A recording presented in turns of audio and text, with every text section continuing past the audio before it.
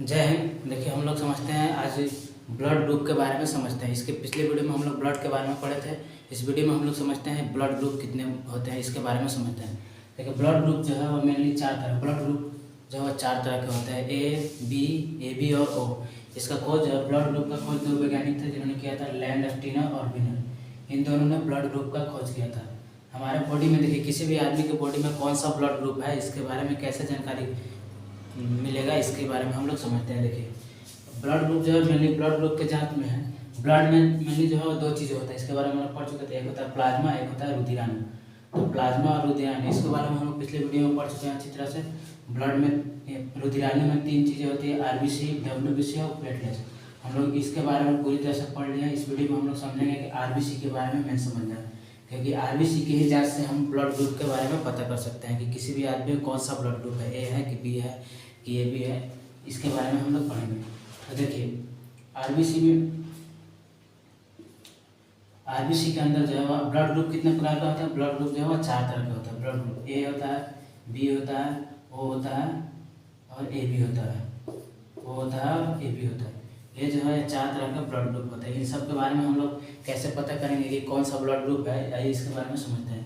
देखिए, सबसे पहले आरबीसी के अंदर जो है आरबीसी के अंदर जो है दो तरह के एंटीबॉडी एंटीजन पाए जाते हैं। दो तरह के एंटीजन होते हैं, एक होता है एंटीजन ए और एक होता है एंटीजन बी।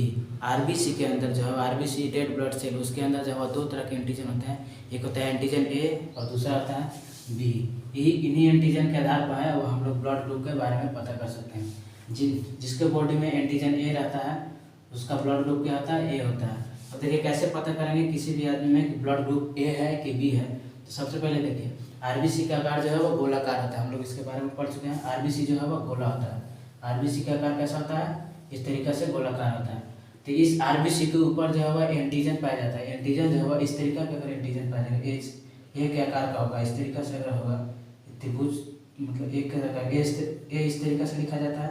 तो अगर ए की आकृति का अगर इसके ऊपर अगर पाया जाएगा तो इसमें एंटीजन कौन होगा, ए एंटीजन होगा। इसी ए एंटीजन को बोलेंगे ए ब्लड ग्रुप।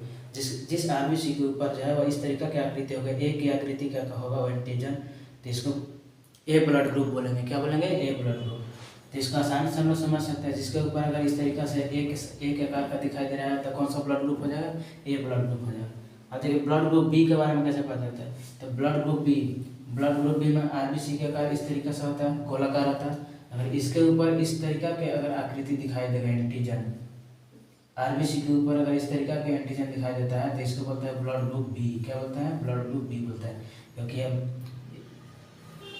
अगर आकृति अगर इस तरीका से दिखाई दे रहा है तो कौन सा blood group, B blood group हो जाएगा। कौन सा हो जाएगा, बी ब्लड ग्रुप होगा, बी ब्लड ग्रुप होगा। अब देखिए, एक होता है ब्लड ग्रुप ए बी।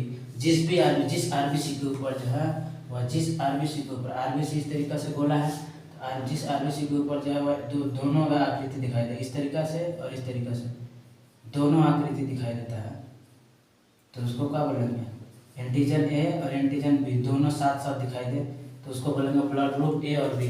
तो ए और बी दोनों साथ साथ दिखाई देंगे तो कौन सा ब्लड ग्रुप हो जाएगा, ए बी ब्लड ग्रुप हो जाएगा।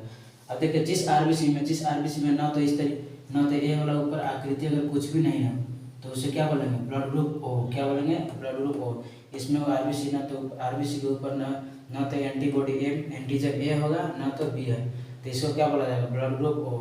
इन्हीं चार तरह के ब्लड ग्रुप होता है। इसका खोज कौन किया था, लैंडस्टीनर किया था। अब देखिए, एंटीबॉडी क्या होता है। एंटीबॉडी इसमें जो है जिस एंटीबॉडी के बारे में हम पिछले वीडियो में पढ़े थे। एंटीबॉडी जो क्या करता है, हमारे बॉडी में रोग से लड़ने में सहायता करता है। तो एंटीबॉडी जो है मेनली कहाँ होता है, प्लाज्मा में होता है। एंटीबॉडी कहाँ होता है, प्लाज्मा में होता है। एंटीबॉडी प्लाज्मा में होता है। तो जिस आदमी का किसी भी आदमी का अगर ब्लड ग्रुप ए अगर रहेगा तो उसमें जो है वह एंटीबॉडी बी पाएगा। हमेशा उल्टा होगा, जिसका ब्लड ग्रुप ए होगा उसका एंटीबॉडी क्या होगा, बी होगा। जिसका ब्लड ग्रुप ए होगा उसका एंटीबॉडी क्या होगा, बी होगा।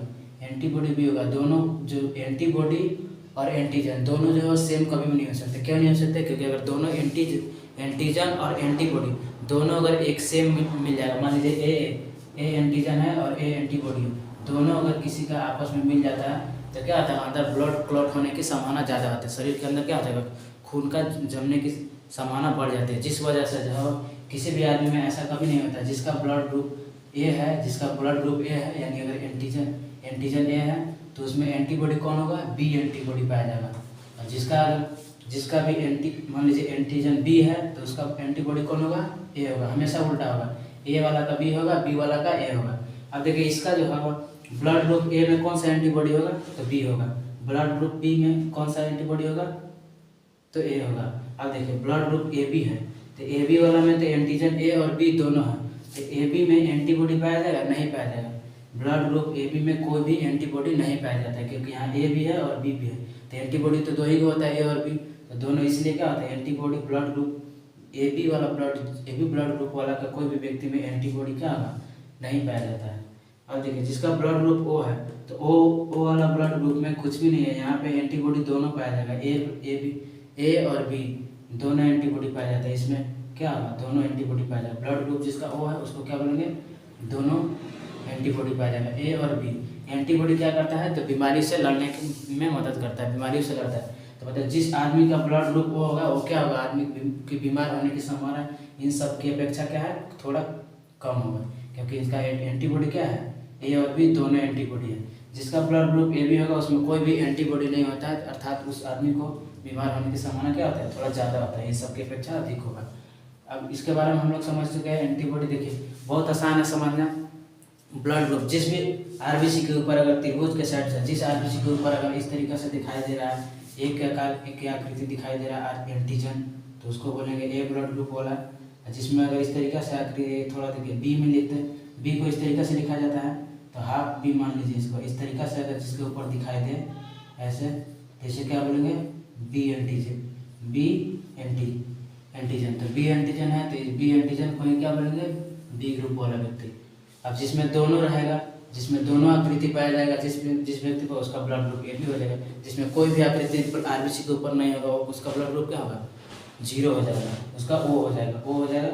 इसे क्या बोलते हैं, इसका ए बी सी बोला जाए, ब्लड ग्रुप ओ को बाद सी बोला जाता था, लेकिन बाद में इसको सी न करके ओ बोला जाता है। तो ब्लड ग्रुप इतना ही था। ब्लड ग्रुप कितने प्रकार का होगा, 4 प्रकार का होगा। इसके बारे में हम लोग समझ चुके हैं। अब देखिए आरएच फैक्टर क्या होता है, इसके बारे में समझते हैं। आरएच फैक्टर है ब्लड ग्रुप जो है जिसका A B positive, A B negative, O negative, इसको क्या बोलते हैं।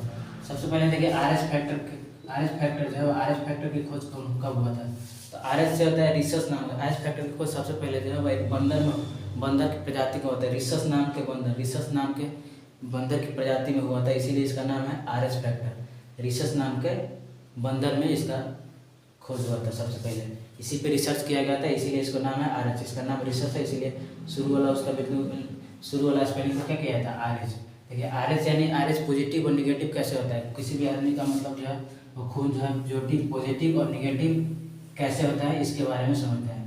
देखिए सबसे पहले आरबीसी के ऊपर, जिस आरबीसी के ऊपर देखिए कोई भी आरबीसी है, आरबीसी के ऊपर देखिए इस तरीके से अगर आकृति है तो ये जो है ए ब्लड ग्रुप वाला होगा, ये तो सबको पता है ए ब्लड ग्रुप वाला हो जाएगा। लेकिन इस आरबीसी के ऊपर जो है ए और बी एंटीजन के अलावा, ये जब रिसर्च नाम के बंदर में रिसर्च हो रहा था तो ए और बी के एंटीजन के अलावा एक और एंटीजन जो दूसरी आकृति इस तरीके से दिखाई दिया, 4, इसको खोज किया था लैंडस्टीनर ने। तो ए और बी एंटीजन के अलावा जो एक और चीज़ दिखाई दिया, इसका नाम था, इसको नाम दिया था डी एंटीजन। क्या, डी एंटीजन, इसका डी एंटीजन।